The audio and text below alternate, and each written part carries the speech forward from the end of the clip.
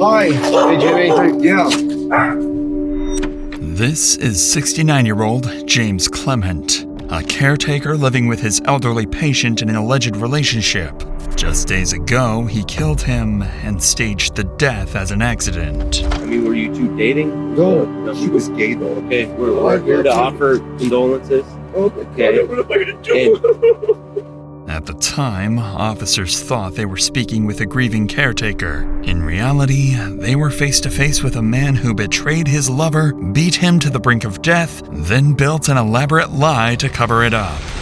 Police had their suspicions from the very start, yet somehow James would outplay detectives and walk away without ever being convicted of murder. She wants his insurance. She gets all his beneficial. I get nothing. Do you think I did something to him? Not right now. So we're good, because I didn't. Sorry.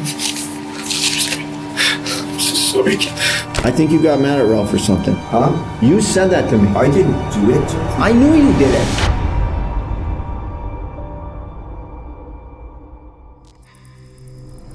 Around 9 p.m. on a Sunday night, 92-year-old Ralph Shorman's life abruptly ended. Inside the home he shared with his caretaker, James Clement, tensions reached a breaking point and James snapped. He walked up to his best friend and delivered a violent blow to the head, leaving him unconscious and bleeding. Panicked, James stepped outside for a walk. By the time he returned, Ralph was unresponsive. James called for an ambulance, and as help arrived, he began rehearsing his cover-up story, one he thought would clear him. In the early hours of the next morning, the hospital called the sheriff's office to report an unnatural death. A deputy arrived at the ER to find Ralph's body covered in patterned bruises, injuries no one could mistake for an accident. Without waiting for an autopsy, the deputy opens a homicide investigation. Later that same day, officers drive to Ralph's home to talk to his longtime caretaker, James Clement. With suspicion growing, officers arrive at the residence where James doesn't wait for questions. Instead, he's got a story prepared, one he believes will fully cover up the murder. Oh, did you know he died? Yeah. Very sorry. Oh, you know what happened? I figured out what happened. What? I went out to feed my dogs. I could figure out what he had, why he was bruised on his eyes. Okay. And I said, Ralph, what happened? He said, my dog did it. He must have banged his head, but I banged his head when I was trying to get him in charge. Can you show me where that was at? Where he banged his head? Oh, right here. But that has nothing to do with that. He was already right here. Oh, okay. Yeah, I was going to here trying to lift him in there, and then he fell on the ground. And it's just terrible. I usually watch him 24 hours a day, and just that time I didn't do it. And I gave him 6 years of my life. Jim, just take a deep breath, okay? We're here to offer condolences. Oh my Okay. God, what am I going to do? I'm going to lose my home. I don't have nothing. I bought this home to give him a home.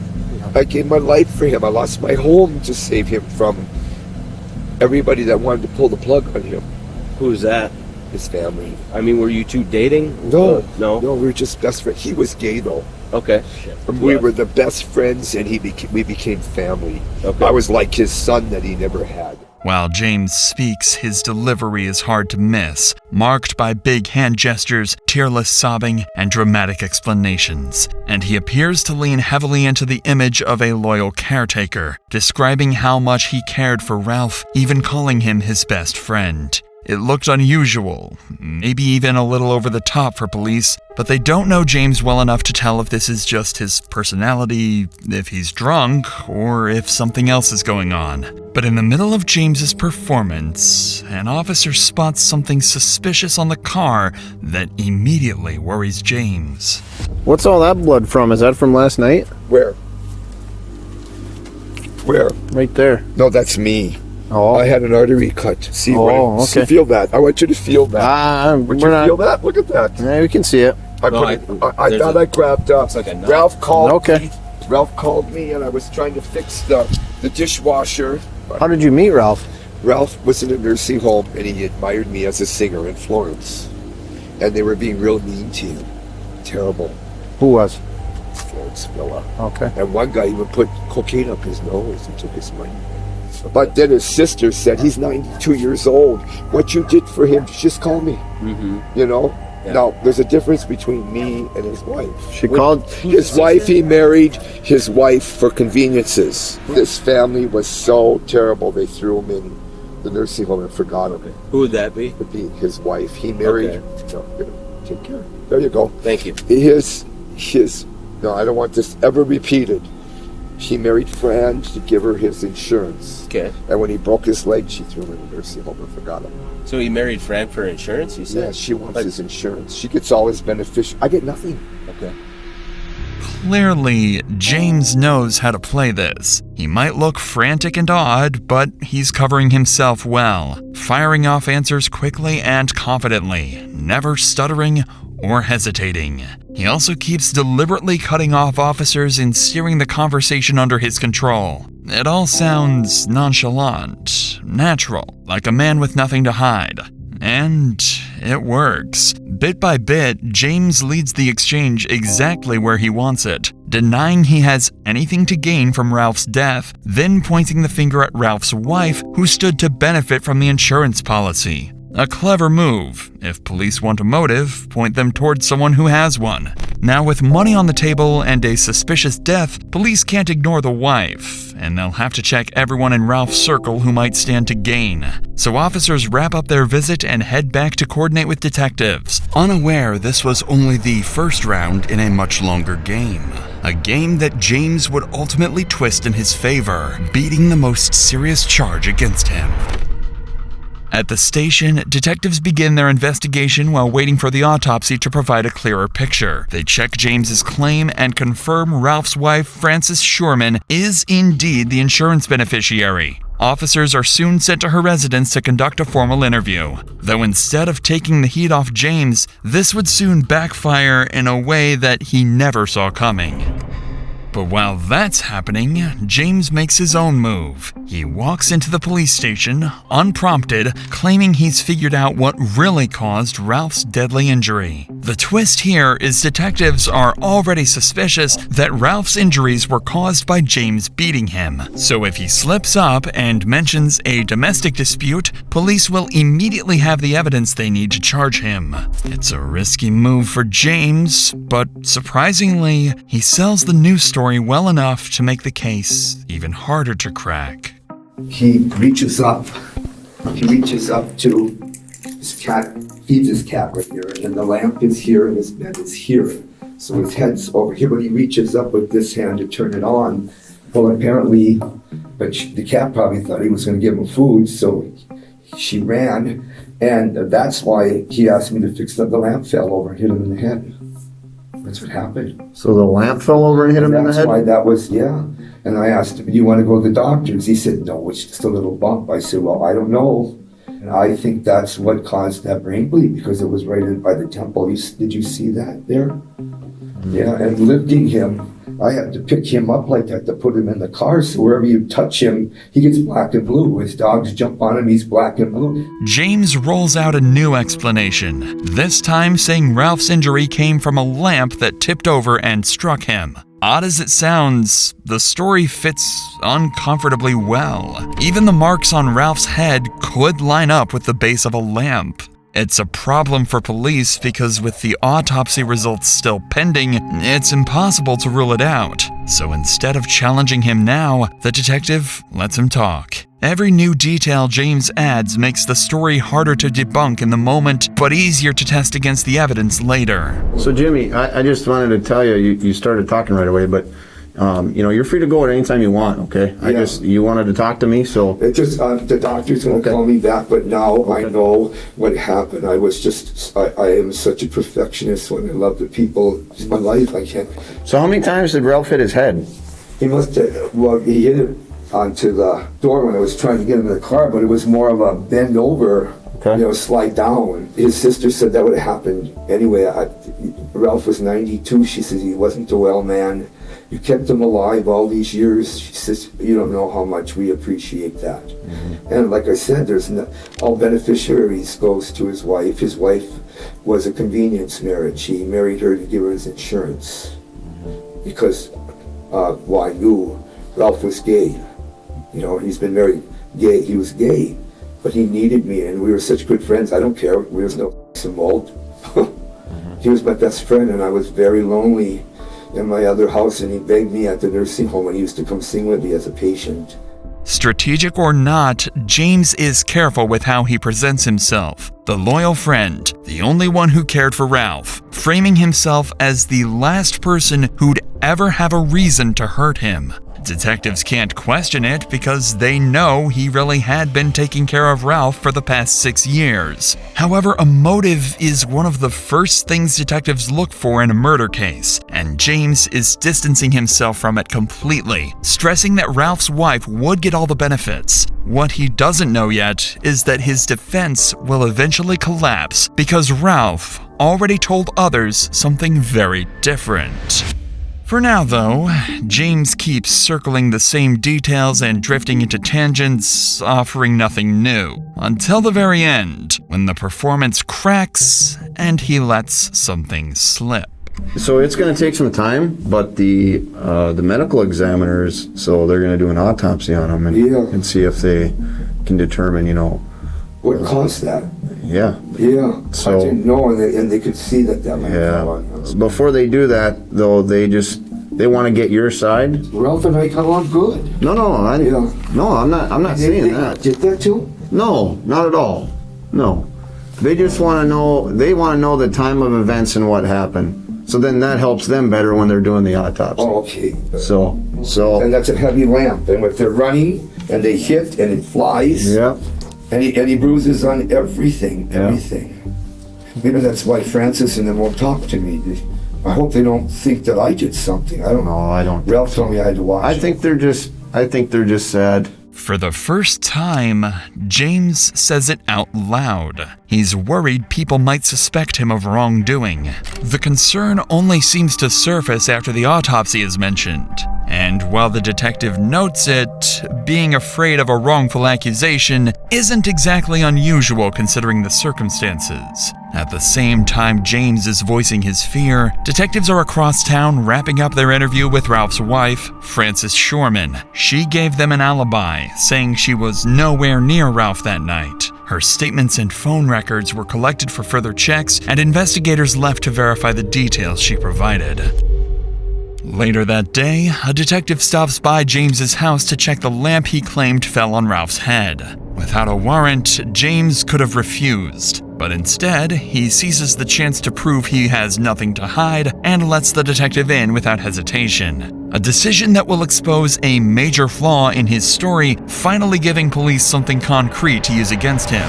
But before we get to that, sometimes the most devastating injuries are the ones you can't see. That's what happened in 2018, when Chad Festa was rear-ended at a red light in Sanford, Florida. Despite suffering severe spinal injuries, his insurance company offered just $100,000 and even hired investigators to film him coaching his kids' baseball teams. That's when he turned to the sponsor of today's video, Morgan & Morgan. Their attorney fought through 2 trials and secured a $6.1 million verdict for Chad. Just like Chad, if you're seriously hurt because of someone else's negligence, you deserve to be paid. But getting fair compensation isn't easy. That's why Morgan & Morgan exists. They don't settle for lowball offers. They fight for the maximum compensation you deserve if you end up working with them. And crucially, unless they win your case, the fee is absolutely free. There are no upfront costs or hidden charges. You pay nothing if they don't win for you. They won $12 million for a car crash victim in Florida and $26 million in Philadelphia. Wondering if you have a case? It takes only a few minutes to find out. You can start your claim now with Morgan & Morgan by visiting www.forthepeople.com/insanitybodycam found in the description, or by scanning the QR code on screen. With that said, let's get back to James, who's about to make a move that would turn the investigation in police's favor. When my house burnt down, Oh, no, get in. Stop it. I'll try not to let him out. No, you'll be fine. Can you shut the door? Yep. This is where they ran. Okay. They ran here, Get down. and they jumped on here, right here. He Get down. right here with his head. He reaches I up remember what's my to line. turn his light on. Get down. Get down, dog. Lady. who's the star of a show called Good Times. named It's still on Gold. club. Okay. And they went running over here, and apparently, because the lamp burned here, But they didn't knock any of this down? all this was down. Oh, okay. This was down. Is that your phone then? This is my phone. Oh, okay. You could smell the urine. Yeah, I don't want to smell it. And then he's laying like this, and this is like this. Oh, okay. So I can't get this out anymore. So I said, I'll help you. So I put it up, and I paid attention, and I went out to take the little Pomeranians out then. And then when I came in, he said he wasn't hungry, and I looked at him, and he had this bang on his head. Okay. Inside the house, James points out the lamp and even reenacts how he thinks it might have struck Ralph. The house is cluttered, but nothing looks alarming. For the moment, the detective is inclined to see James as just a stressed caretaker dealing with tragedy. That is, until he gets a call that the first autopsy results are in. The detective heads back to the station to check them, but what he finds won't deliver the clarity they were hoping for. The initial findings confirmed Ralph died from a brain bleed caused by blunt force trauma, injuries consistent with a fall from height, car crash, or violent blow. But Ralph was also 92, frail, and on blood thinners. Because of that, the manner of death was left inconclusive, pending further study. Even so, detectives kept looking into Ralph's circle. James's shifting stories, the suspicious bruising, and the financial motive with Ralph's wife were more than enough reason to keep digging. A few days later, detectives secure a search warrant for Ralph and James's residence, and a team of officers is dispatched to serve it. For James, what happens next would be a surprise he never saw coming. Hi. Hey, Jimmy. Yeah. Why don't you go on the driveway here, okay? Are all the dogs outside? Yeah. Okay. What did I do? I didn't do anything. Okay. I'll explain it to you, okay? Okay. I didn't do anything, actually. Okay. I've been working all day. I've been taking care of everybody.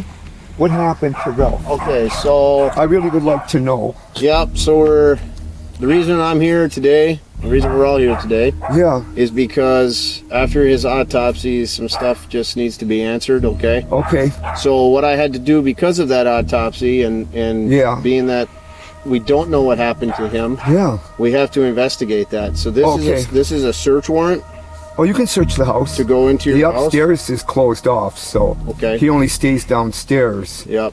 Although James looks a little uneasy, he stays calm and takes the surprise search well, showing no signs of resistance towards officers. But James, in turn, has a surprise of his own. Out of nowhere, he adds yet another explanation for Ralph's injuries, one that could trigger more suspicion, but James believes it's his best shot at covering his tracks. Another thing I remember too from that day, I should really tell you this, we were driving to bring the animals to Kearney Road, and all of a sudden a deer ran out and about this far. We're good. And Oh, Ralph check. was going to fly into the dash because I slammed on the brakes, and I put my hand up like this to hold him back. When he would have hit his face right into the dash.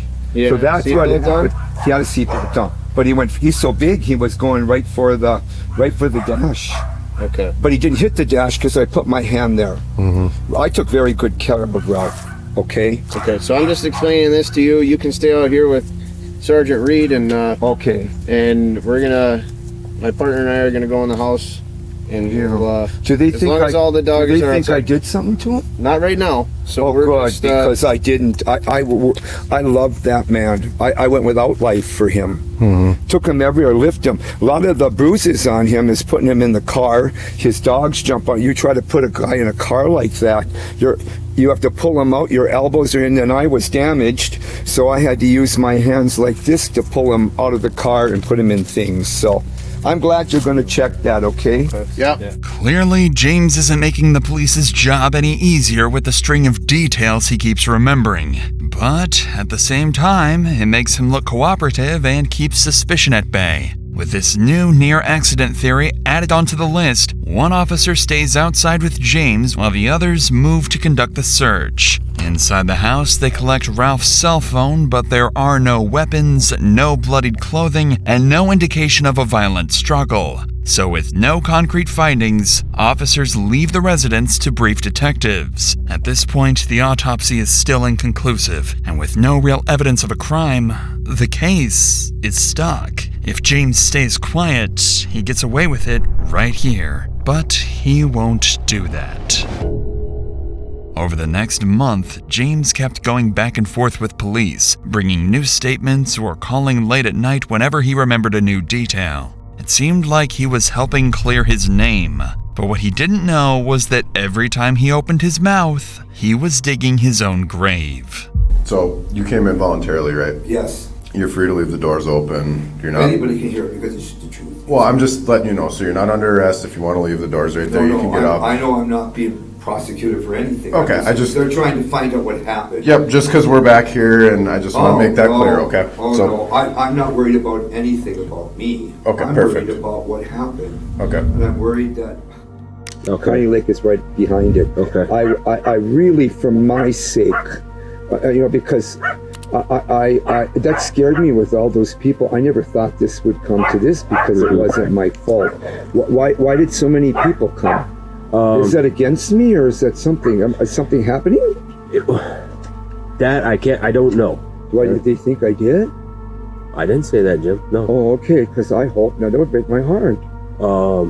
I mean, if there is something that, if you ever did, No. you should probably come clean and just No, because never did. Because if something like that did happen, in my experience, it's better to get out in front of it and be But what truthful. would happen? Nothing happened. During the weeks that followed, James kept calling police with strange remarks and making sure they never forgot his name. Until a month later, when he finally decides he's had enough of waiting and wants to clear his name entirely, starting with a phone call. And when I turned around, I turned to the right to turn around to get him to pull him in to the place. I hit him in the back of the head with my elbow and my back of my arm because I didn't know he was there. So could that have caused that? Yeah, it's hard to say, Jim. They told me it would be a year, but I never expected something like this to happen. It was sad, Yeah. Did they find out anything? Not yet, Jim. I'm sorry. It's just kind of taken a while here. I will bring this to you, but I'm also going to show you a card that Fran sent me. She sent me many of them after this. You'll see what kind of care I gave to him from the letter she wrote to me and Ralph. So I'll let you do that too, okay? Okay, Jim. I'll meet you out in the lobby. Thank you, Mark, so much. Bye-bye. Minutes after the phone call, James shows up at the police station carrying more handwritten statements, and even stranger, a letter from someone he believes will finally clear his name once and for all. Hi, Jim. There you are, waiting for you to come here. Oh, you look so different. Now I recognize you. Is it cold in here or is it me? I got low blood pressure. It's cold outside. Yes. Yeah, I did this. Okay. And right here, this was actually, I made this. This is actually, I write this down because this has been so horrible for me. It kind of helps me. Therapeutic for you? Yes, it is. So, I'm so sorry. I can't even breathe anymore. Well, you guys were together for a long time. He was going to die from the first time I got him. I lost my home saving him from his family. They didn't care. But I want you to read this.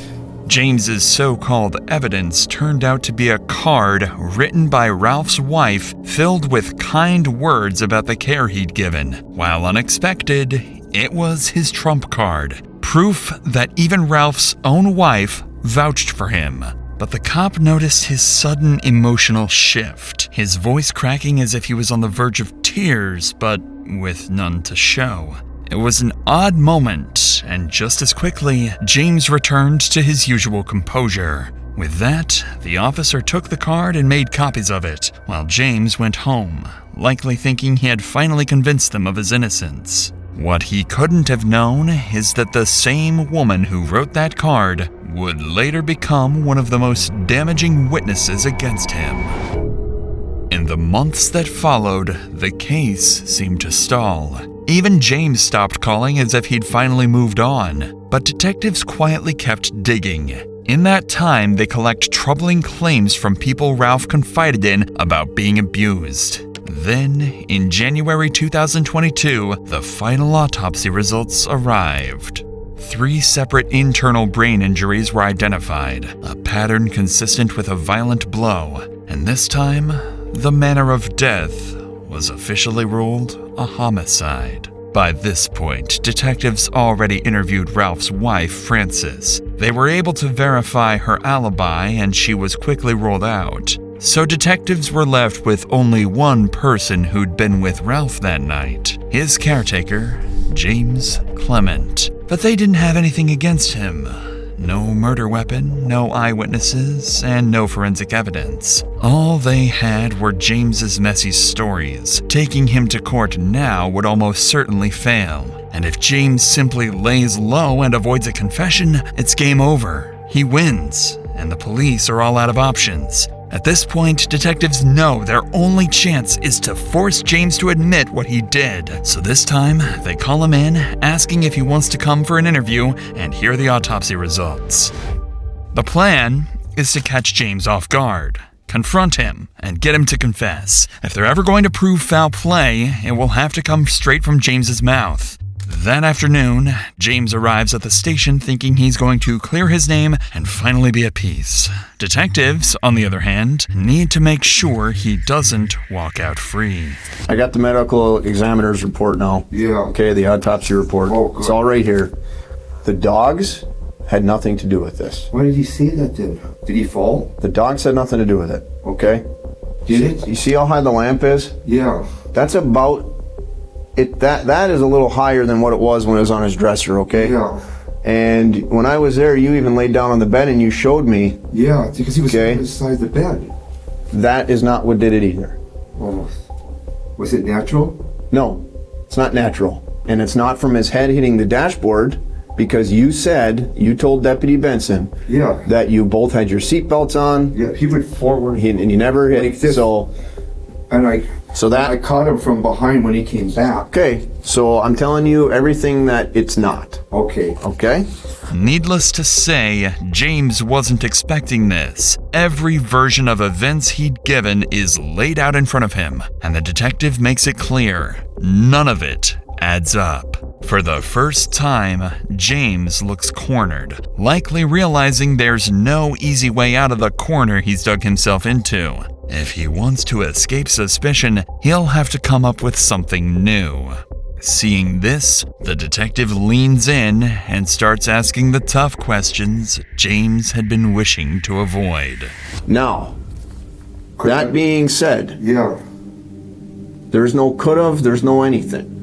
What happened, Jim? Yeah. And I don't know how it happened. I don't I'm either. hoping you're going to tell me, because No, I will, because here's... it wasn't outside. Yeah. Are you a drinker?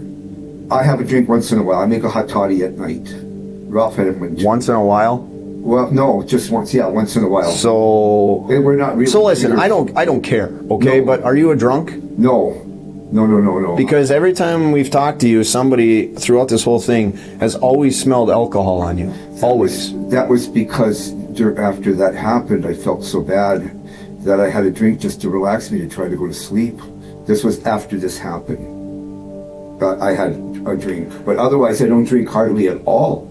Because, I mean, I could see, Yeah, I had a shock. hold on, I Yeah. could see if you were drinking, Yeah. you don't remember something that happened. No, it was only just a shot in a little, in some, either in tea or honey. It was like a hot toddy. So then how did this happen to Ralph? You have told me many times in here that you hope we don't think you did it. You hope Fran doesn't think you did I it. hope that they don't think. Here's the problem we have. No, but me bumping him could have done that. Here's the problem we have. Myself. It's not a bumping thing. Isn't it? No. In here, they said it would take at least 30 pounds of force. Really? What did he hit? Did he fall on the floor? I want you to tell me. I don't know. I was outside. If he fell on the floor and hit his head like that, Yeah. you would have come in and he would have still been on the floor. There's no way he could have got up. He climbed. He was on. I don't understand. Because you tell me all the time how you would have to pick him up and move him all the time because he couldn't walk. He could stand up. And when I went out the door, he stood up. He could stand up. Under pressure, James seems to suddenly remember another detail, claiming Ralph was standing when he left to walk the dog. It's only a small adjustment, but another shift in the story that's already been shifting too much. By now, the detective can tell that pulling the truth out of James won't be straightforward. So instead of hammering him on the inconsistencies, he decides to lean into James's own odd behavior, the tearless sobbing, endless over-explaining, and the drinking. If James can be convinced this was an accident, maybe he'll finally admit to doing something he doesn't remember. If you were drinking, Wasn't drinking. and something happened, Yeah. okay, and maybe you don't remember it, that's one thing, and that's fine. We had a drink together. So, Jim, I just want to know, did you do something to him accidentally that you don't know, that maybe you don't remember? Well, that's what I'm telling you. When I was bringing him through the door. That didn't do it. That didn't do it? That didn't do it. Something hit Ralph with enough force to do that to him. And then maybe when we were getting, could that have happened when, could something, what did they think it was? the brain bleed would cause the unresponsiveness. Okay? Yeah. Are we clear on that? I sure do. So, no matter what happened after he was unresponsive, has nothing to do with it. Could he have fallen on the floor while I was out? I don't know. He could have crawled back in bed. He could do that. I was, If he hit his head like that, he would have been knocked out. well, I don't know. I was out for a long time. 20 minutes with each dog. So every time, and everyone has noticed this, everybody that's talked to you have noticed this, Well, I'm so that upset. that you don't cry.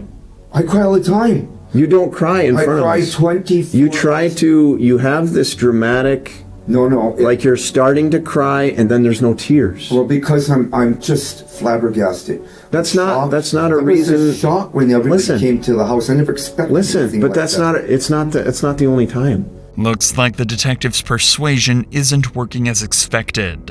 Although James fumbles through his words, he still insists he doesn't know what could have happened. However, the detective has one more trick up his sleeve that's sure to do the trick. First, statements from the people who claimed Ralph called them saying James had been abusive. And if that isn't enough, he's ready to go further with the autopsy photos showing the full extent of Ralph's injuries. The plan is simple.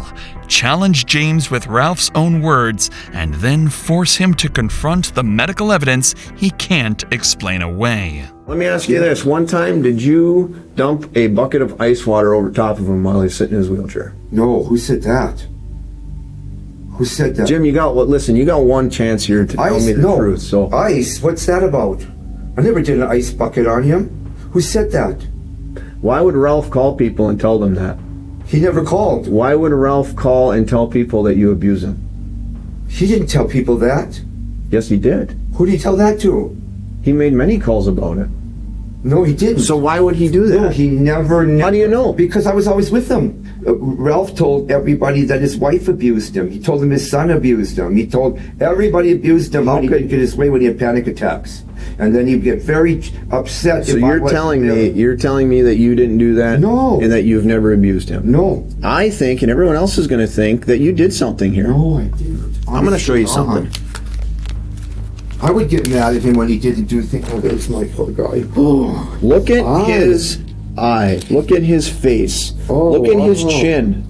You think, and you're going to sit here and tell me you think dogs did this to him? Well, how did that end up there? That wasn't... I don't know how he's black and blue. He must have fallen. When? When I was outside.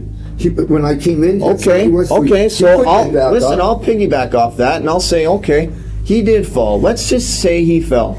Ralph at 92 years old, and he hits that hard? Yeah. His ass is not getting off the ground without someone helping him. Yeah. Well, he had this before. Had what before? Some of those black and blue marks. Why? Because the dogs were jumping on him, Jim. and he had hit his Jim. He had hit his head. I had Here, let me show you slapped this him now. and slapped him Let me show you this. to get awake. What's that? Do you know what that is? No. Do you know what the autopsy is telling me and the medical examiner? There's one on each side of his neck, and the one I on was the. holding him up when I was trying to wake him up. Why would you not tell me You grabbed him by the neck. I did grab him by the neck. You didn't tell me you did that. Yes, I had to hold his head up, and I was trying to hold him up, and I couldn't. I was trying to get him out of bed, and I shook his head to wake him up. Why would you grab someone like this? Not with two hands. Yeah. Like this. Why would you grab someone like this? Because I had him like this. By the neck? No, hand here, I was trying to pull him up.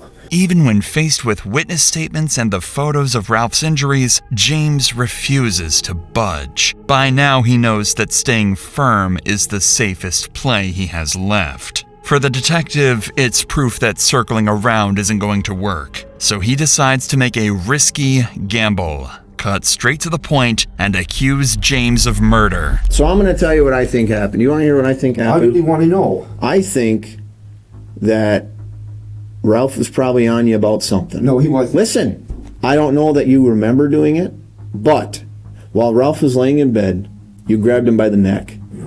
And you took your other hand and you hit him with that lamp in the head. I did not. I wasn't even near that lamp. That's what I think happened. No, it's not. Honest to God, that's because not. Everything that I have, all this paperwork, everything in the report, I did not. That is what I wasn't even near the lamp. I came in from outside. You're lucky that I didn't bring in the picture of when they cut his head open to take his brain out, and you should see the massive amount of blood that is in his head on the left side. Why? Why? Because he was hit with something 30 pounds of pressure or more. The detective's gamble is paying off, and the pressure is getting to James. Watch the next few seconds closely, because James is about to slip and give detectives the confession they desperately need. Here's how it would go, okay? Yeah. Because exactly what I told you is what I think happened. I think maybe you... I was never mad at him. Everybody knows that you drink, and you told me you don't. No, I have a drink once in a while. I don't drink often. Lately, after I did it, I got a drink. In the middle of the conversation, James appears to let something slip. A statement that sounds dangerously close to an admission. The detective doesn't react and seems to miss it entirely. But another officer monitoring the interview hears it right away. He knocks on the door and pulls the detective outside to fill him in. Moments later, the detective walks back into the room, now armed with the potential slip of the tongue and ready to make one last push. You told me. Yes. Just now, you told me, into this conversation today, you told me that you guys were having drinks, and then you had another one after you did it. No, I didn't do it. What did you do?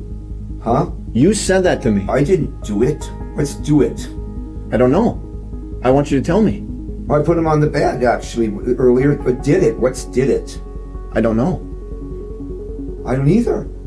What? Why would I say that? I don't know, Jim. That's what I want to know. They can't do something to me, can they, for all this that happened? I don't want to end up being I don't put in jail for something or whatever, for something I didn't do that was not something that was violent. Well, you did it, but it's an accident, you're saying. One thing is certain by now. James has absolutely no grasp of the severity of the situation he's in. He doesn't even seem to realize that the final statement he just made has sealed his fate, giving investigators exactly what they needed.